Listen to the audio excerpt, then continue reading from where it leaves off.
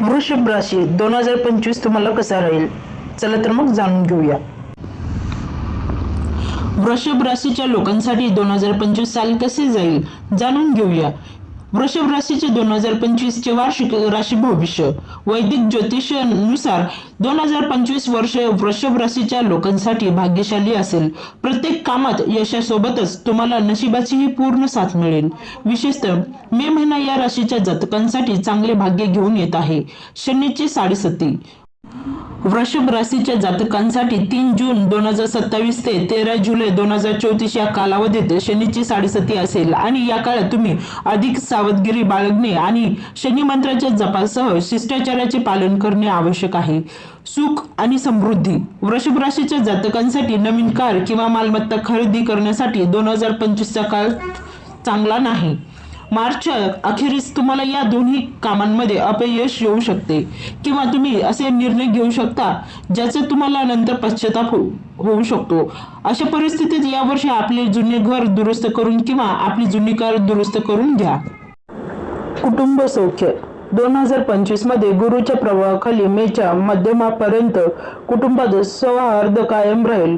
घरगुती जीवनातही संबंध मधुर होतील, पण त्यानंतर शनी आणि केतूच्या प्रभावामुळे नातेसंबंधातील गैरसमज तुमच्या आयुष्याला हादरून टाकतील. अशा परिस्थितीत आपल्या बोलण्यावर नियंत्रण ठेवणे शहाणपणाचे आहे.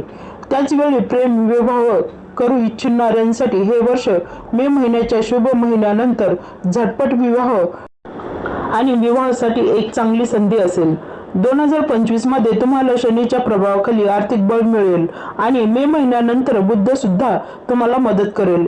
एकंदरीत आपण चांगला आर्थिक नफा मिळवण्यास सक्षम असाल आणि आपलीच बचत देखील चांगली होईल.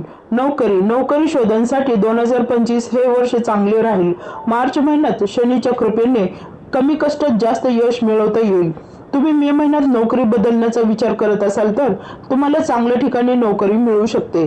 तुमचे सहकारी तुमच्या प्रगतीचा हेवा करत असेल तरी तुमचे विरोधक काहीही नुकसान करू शकत नाहीत.